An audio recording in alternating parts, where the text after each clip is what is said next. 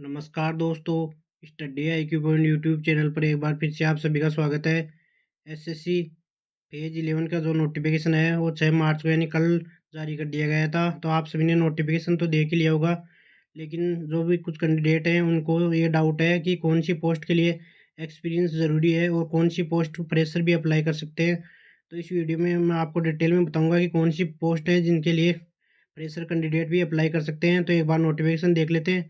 तो यहाँ पर ये सबसे पहले तो आप देख लीजिए, date for submission of online application है वो आपका 6 मार्च से 27 मार्च तक है। उसके बाद में last date and time for receipt of online application ये भी 27 मार्च है।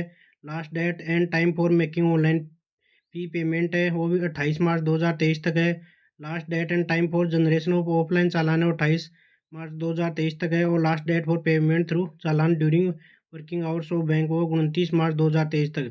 उसके बाद में dates of window for application form correction including online payment है वो 3 अप्रैल 2023 से 5 अप्रैल 2023 तक है। और date of computer based examination यानी जो आपका सीबीटी है वो जून जुलाई 2023 टेंटेटिवली यहाँ पर बताया गया है। उसके बाद में देखते हैं, उसके बाद में ये देख लीजिए, crucial date for claim of SC ST OBC EWS पीडब्ल्यूबीडी और ईएसएम स्टेटस के लिए जो फी कंसेशन एंड रिजर्वेशन है where not specified otherwise will be the closing date for receipt of online application. तो जो आपको सर्टिफिकेट है वो 27 मार्च 2023 तक होना चाहिए, यहाँ पर ये बता रखा है। उसके बाद में जो रिलैक्सन इन अपर एज लिमिट में होता है वो यहाँ पर देख सकते हो आप। एस सी एस टी में 5 ईयर का है, ओबीसी में 3 ईयर का है, पीडब्ल्यूडी में 10 ईयर का है। ये आप अपनी कैटेगरी वाइज यहाँ पर अपर एज में रिलैक्सन देख सकते हो। उसके बाद में देखते हैं नेक्स्ट पॉइंट है। उसके बाद में जो crucial date for essential qualification and age limit, तो इसके लिए भी यहाँ पर जो एज लिमिट बता रखी है, crucial date for determining of age limit will be 1 January 2023 यानी जो, और जो आपका पोजीशन ऑफ एसेंशियल क्वालिफिकेशन या एक्सपीरियंस विल भी है ये 27 मार्च 2023 तक होना चाहिए आपका। तो यहाँ पर देख लीजिए, पॉइंट नंबर 10.3 है, ये बहुत ही इंपॉर्टेंट है। Before applying for the post the candidate must ensure that they possess the essential qualification including experience wherever it is prescribed as essential qualification and also meet the age limit। तो यहाँ पर ये बताया गया है कि candidate के पास जिस भी पोस्ट के लिए जो क्वालिफिकेशन है और जहाँ पर भी एक्सपीरियंस के लिए मांगा गया है तो वो होना बहुत ही ज़रूरी है, age on the crucial date mention in para 10.2 and above. तो यहाँ पर देख लीजिए 27 मार्च 2023 तक आपका जो भी क्वालिफिकेशन है और जो एक्सपीरियंस है वो होना ज़रूरी है। The post where experience is required such experience must be acquired by the candidates after completing educational qualification as specified for the concerned post. Further internship training research experience etc gained in the course of the acquiring an educational qualification will not be counted as experience। तो यहाँ पर बताया कि जो भी आपने education qualification के दौरान जो भी आपने इंटर्नशिप या जो ट्रेनिंग किया है वो आपका एक्सपीरियंस में काउंट नहीं किया जाएगा। यहाँ पर साफ बताया गया है, even after the same has been acquired after the completion of his educational qualification. उसके बाद में for post where experience in a particular field discipline for a specified period has been indicated as an essential qualification the applicants must fill the relevant column of the online application form and also submit self-attested copy of relevant certificate in support of their claim of possession of experience in that field discipline from the competent authority along with the printout of the online application। तो यहाँ पर बताया कि जिन भी post के लिए experience जो required है तो वहाँ पर जो आपको ऑनलाइन फॉर्म में वो फिल करना मस्ट है। और जो ये आपका ऑनलाइन एप्लीकेशन का प्रिंट आउट है और ये जो आपका एक्सपीरियंस का सर्टिफिकेट है as and when called for by the commission user department after the conduct of computer based examination failing which their candidate shall be rejected. तो ये यहाँ पर जो आपका जो प्रिंट आउट है ऑनलाइन और जो एक्सपीरियंस सर्टिफिकेट है ये भी आपका बाद में चेक किया जाएगा। Selection will be strictly as per requirement rule of the post it may be noted by the candidate that equivalency will not be allowed in case it is not mentioned in prescribed educational qualification for any category of the post in the notice।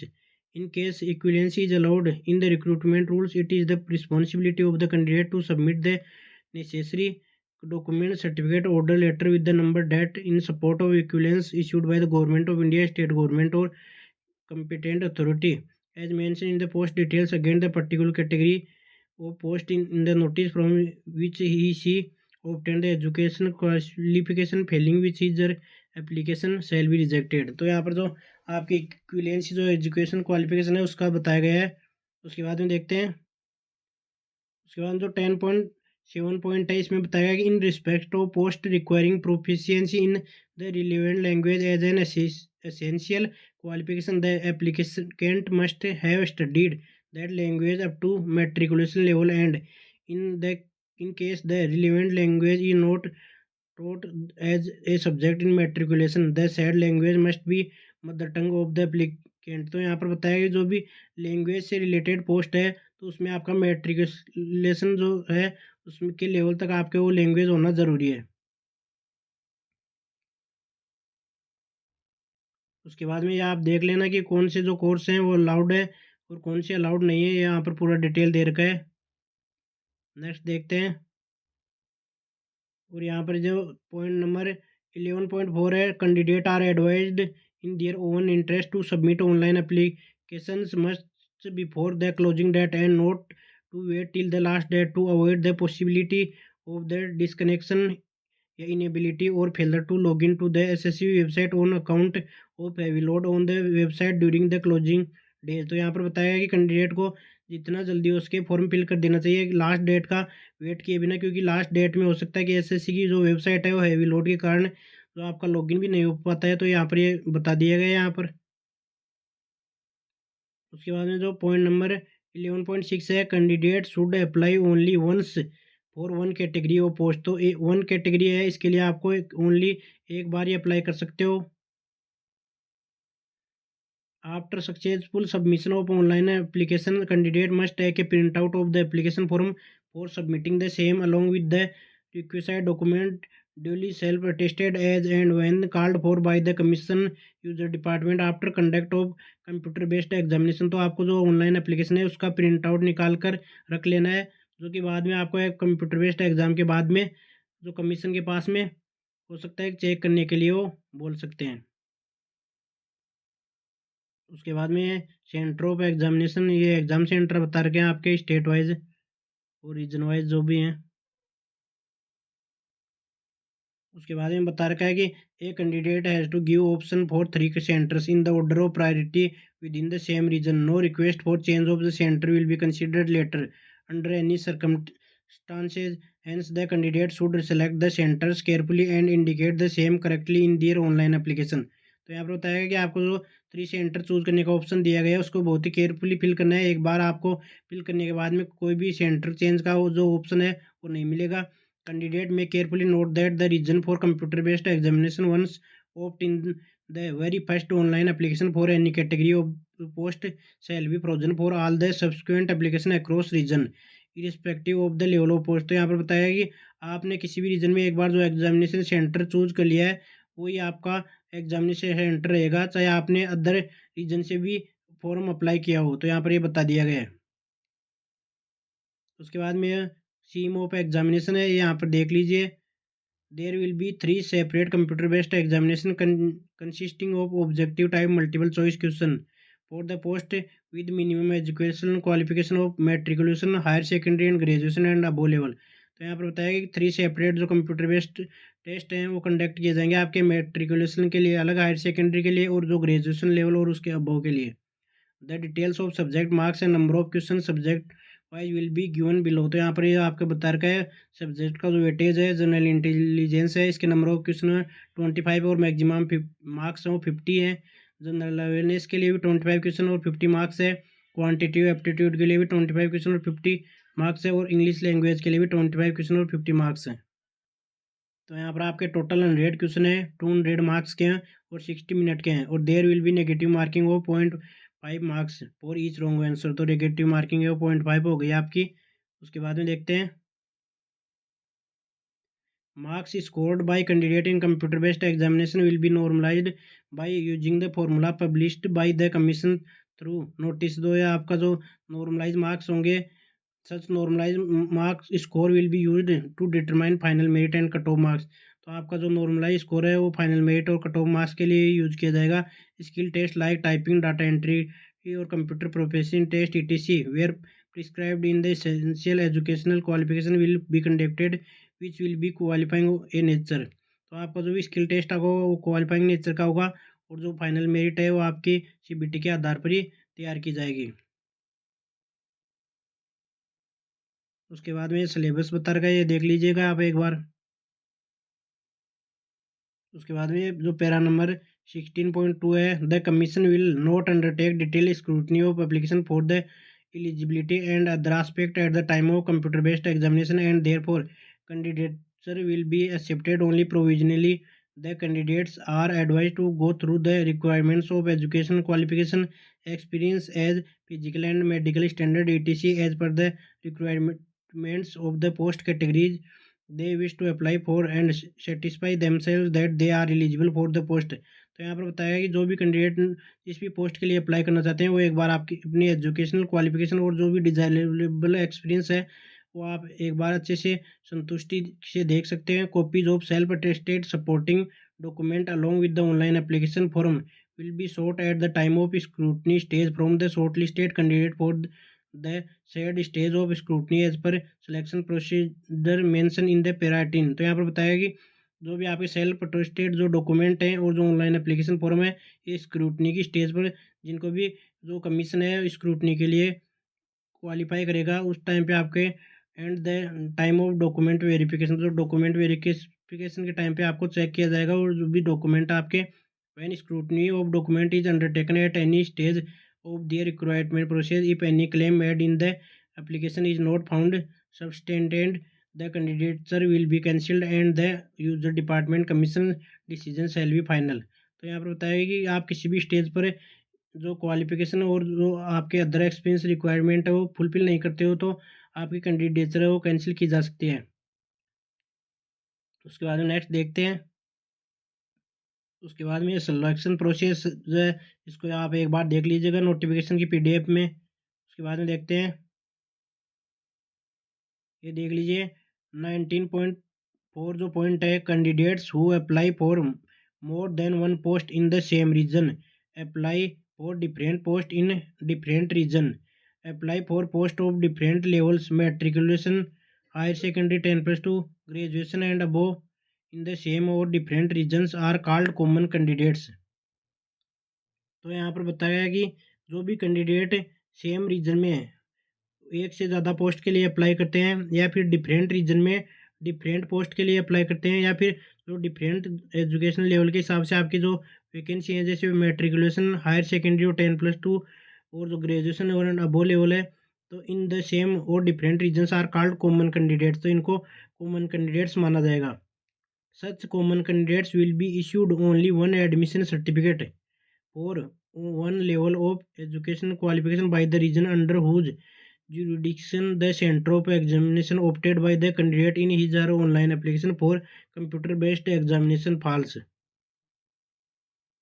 तो यहाँ पर बताया गया है कि जो भी ये कॉमन कैंडिडेट हैं इनके लिए ओनली एक ही आपका जो एडमिशन सर्टिफिकेट है वो जारी किया जाएगा one level of educational qualification के लिए, जो भी आपने जिस भी रीजन में आपका एग्जाम सेंटर आपने फिल किया है उसके लिए। तो देख लीजिए, for example a candidate who has applied for 3 और more categories of post of 3 educational level matriculation level higher secondary और ग्रेजुएशन एंड अबो लेवल। तो यहाँ पर बताया कि किसी कैंडिडेट ने अगर 3 लेवल के लिए और 3 पोस्ट के लिए अप्लाई किया है, he shall be issued only 3 admission certificate one for each level of educational qualification. तो यहाँ पर जैसे 3 लेवल में जो 3 एजुकेशनल क्वालिफिकेशन है उनमें मोर जो कैटेगरी है उसके लिए अप्लाई किया था उसके लिए ओनली 3 एडमिशन सर्टिफिकेट ही ईच एजुकेशन क्वालिफिकेशन लेवल के लिए जारी किए जाएंगे। Common candidate must appear only once in the examination for one level of post otherwise their candidature shall be cancelled. तो यहाँ पर बताया गया कि जो कॉमन कैंडिडेट है वो ओनली एक बार जो भी एजुकेशन लेवल क्वालिफिकेशन है इसके लिए एग्जामिनेशन में वो अपीयर हो पाएगा, वरना जो एक से ज़्यादा बार भी अपीयर होगा तो उसकी कैंडिडेचर कैंसिल कर दी जाएगी। उसके बाद में जो नेक्स्ट पे है, the candidates who are shortlisted for the next stage of scrutiny will be required to submit self attested copies of all the supporting document in the respect of educational qualification, experience category, as election as applicable, possibly in online mode through web link or any other mode as decided by commission to the respective regional offices user department to which the post category belong। तो यहाँ पर बताया गया जिन भी candidate को next stage के लिए जो शॉर्ट लिस्टेड किया जाएगा उनके डॉक्यूमेंट की स्क्रूटनी है वो की जाएगी। तो यहाँ पर बताया गया सब। उसके बाद में देखते हैं, तो यहाँ पर ये देख लीजिए, ये आपकी वैकेंसी की जो डिटेल है, जैसे रीजन वाइज, और वो जो पोस्ट का नंबर है, पोस्ट का नेम है, डिपार्टमेंट है, एज दे रखा है, पे स्केल दे रखा है, और एजुकेशनल क्वालिफिकेशन लेवल दे रखा है, और जो डिटेल वैकेंसी वैकेंसी है, सॉरी, जो कैटेगरीज वाइज वो भी बता रखा है। तो यहाँ पर देख लीजिए, जैसे NWR है, उसके बाद में पोस्ट का नंबर है NW10123, पोस्ट का नेम है सीनियर टेक्निकल असिस्टेंट, डिपार्टमेंट है regional fodder station, department of animal husbandry and dairying, और जो एज लिमिट है 18 से आपकी 30 है, पे स्केल लेवल है 6 है, और एक एजुकेशनल जो क्वालिफिकेशन है ग्रेजुएशन एंड अबो है, और जो वैकेंसीज की डिटेल है। तो यहाँ पर ये आप एजुकेशनल क्वालिफिकेशन तो यहाँ पर देख सकते हो, जैसे जो भी रीजन है आपका और जो कैटेगरी वाइज पोस्ट है वो भी देख सकते हो। लेकिन आपकी जो डिटेल्ड क्वालिफिकेशन है इसके लिए यहाँ पर बता रखा है, और डिटेल्ड इंफॉर्मेशन ऑन कैटेगरीज और post please click here https://ssc.nic.in/portal/selection post detail. तो इसके लिए हम देखते हैं कि यहाँ पर जो कौन सी पोस्ट के लिए तो एक्सपीरियंस जो है रिक्वायर्ड है, कौन सी फ्रेशर के लिए एलिजिबल है। तो देख एक बार इसके लिए मैं आपको बता देता हूँ कि कैसे चेक करना है कैटेगरी वाइज। तो देख लीजिए, इसके लिए जो यहाँ पर बताया गया है वैसा ही हम करते हैं। सबसे पहले ब्राउज़र ओपन करते हैं। तो यहाँ पर ब्राउज़र में टाइप कर लेते हैं,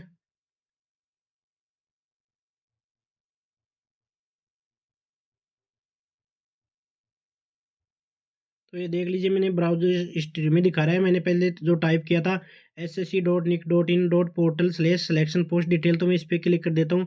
आपको ये ब्राउज़र में टाइप कर लेना है, और जैसे ये जो फर्स्ट में selection post 2019 staff selection commission वाला है, इसको ही ओपन कर लेना है। देखते हैं इसमें, तो जैसे इसमें ओपन करेंगे उसके बाद में ये देख लीजिए, ये दो ऑप्शन आएंगे आपके रीजन का। तो सबसे पहले आप जिस भी रीजन में चेक करना चाहते हैं तो इसको रीजन सेलेक्ट करना है। जैसे मैं NR रीजन सेलेक्ट कर लेता हूँ। उसके बाद में सेलेक्ट एग्जामिनेशन है, तो यहाँ पर देख लीजिए फेज 11 2023 सिलेक्शन पोस्ट, तो इसको अपन सेलेक्ट कर लेते हैं और सर्च करते हैं। तो जैसे आप सर्च करोगे,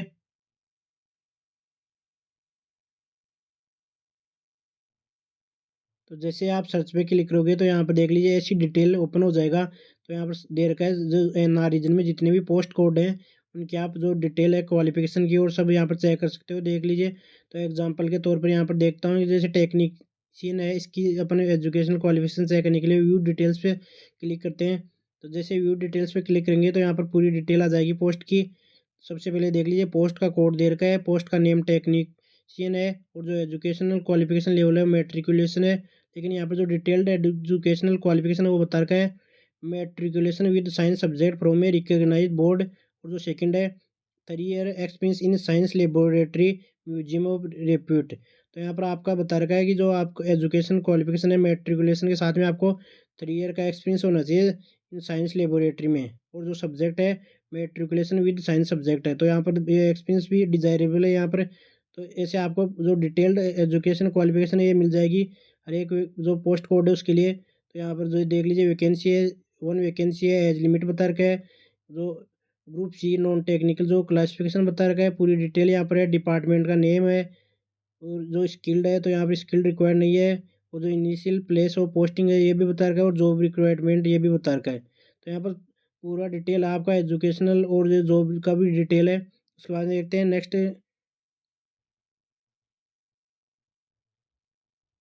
उसके बाद में अपन नेक्स्ट किसी पोस्ट कोड के लिए जो एजुकेशन क्वालिफिकेशन और एक्सपीरियंस है चेक करते हैं। तो यहाँ पर देख लीजिए, जैसे मान लीजिए NR रीजन में है, तो NR रीजन में अपन कैंटीन अटेंडेंट जो पोस्ट कोड है NR 30823 में, इसके लिए चेक करते हैं। तो ये देख लीजिए, तो ये कैंटीन अटेंडेंट के लिए ओपन हो गया। तो यहाँ पर एजुकेशन क्वालिफिकेशन लेवल है, मैट्रिकुलेशन लेवल है।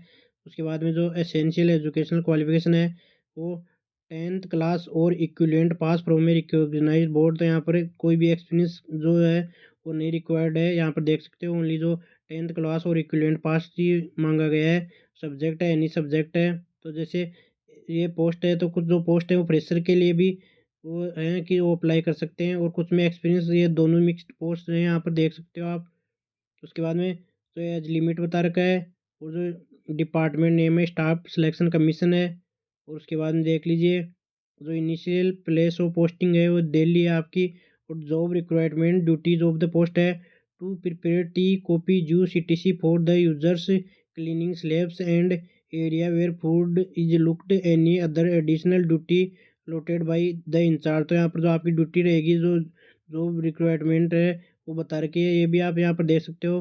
तो यहाँ पर आपने देख लिया जो एजुकेशन क्वालिफिकेशन है और आपका एक्सपीरियंस है, कैसे चेक करना है कौन सी पोस्ट के लिए एक्सपीरियंस जो है रिक्वायर्ड है, और कौन सी के लिए फ्रेशर भी अप्लाई कर सकते हैं। ऐसे आप अदर पोस्ट के लिए भी चेक कर सकते हो।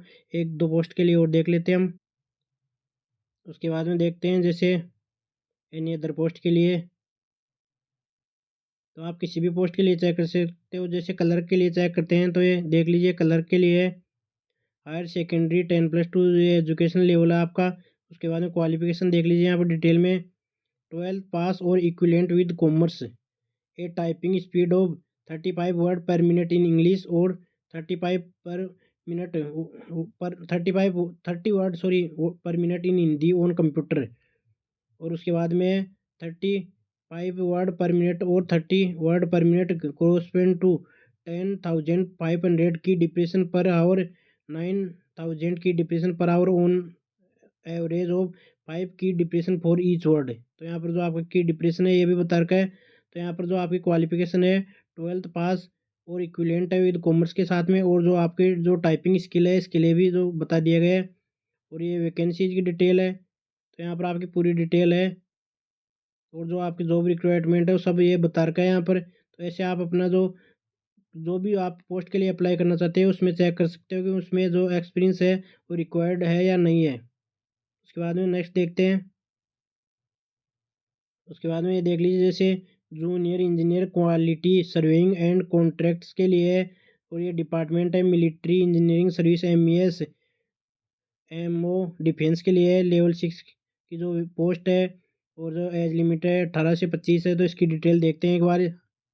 तो यहाँ पर देख लीजिए junior engineer quality survey and contract के लिए, या एजुकेशनल क्वालिफिकेशन ले लो हायर सेकेंडरी में, और जो क्वालिफिकेशन डिटेल है यहाँ पर देखते हैं, मैट्रिकुलेशन और equivalent from a recognised university institution और बोर्ड। उसके बाद में 3 year diploma in civil engineering from a recognised institute और यूनिवर्सिटी और बोर्ड, और इक्विवेलेंट और passed intermediate examination in building and quantity surveying sub division second of the institute of survey of India. तो यहाँ पर आपकी जो फर्स्ट जो क्वालिफिकेशन है वो मैट्रिकुलेशन और इक्विवेलेंट रिक्वायर्ड है।